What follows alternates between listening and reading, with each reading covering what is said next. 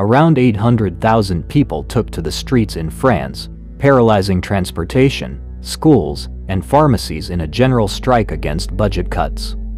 France was rocked by massive demonstrations on Thursday, September 18, 2025, when thousands of workers across sectors, from teachers and train drivers to pharmacists and hospital staff, stopped their activities.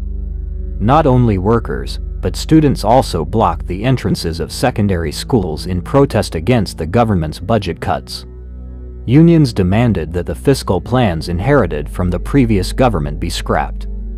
They also urged increased public service spending, higher taxes on the wealthy, and the repeal of controversial regulations that force people to work longer hours to earn a pension. In Paris, the impact of the action was clearly felt. Metro lines only operated during the morning and evening rush hours, while access to several schools was blocked by protest banners and posters. One such protest read, "Block your school against austerity policies," carried by students in front of the Lycée Maurice Ravel. The action was also joined by teachers and union representatives. The Ministry of the Interior estimated that around 800,000 people took part in this action. The main union called the government's fiscal plan brutal and unfair.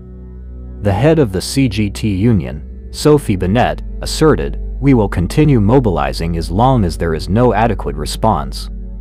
The budget will be decided on the streets." The strike is a major test for the new Prime Minister, Sébastien Lecornu, who was sworn in after his predecessor was ousted by Parliament. He faces a dilemma between curbing the deficit, which last year nearly doubled the European Union's 3% limit, and accommodating workers' demands. Some protesters have burned wooden pallets around Paris's Gare de Lyon train station as part of the strike. To maintain order, the government deployed 80,000 police and gendarmes, complete with riot units, drones, and armored vehicles. However, police were forced to use tear gas to disperse the crowds. The strike's impact is expected to be widespread. 1 in 3 primary school teachers is absent, 98% of pharmacies are closed, some employees of the electricity company EDF have stopped work, and the metro and regional train networks are disrupted.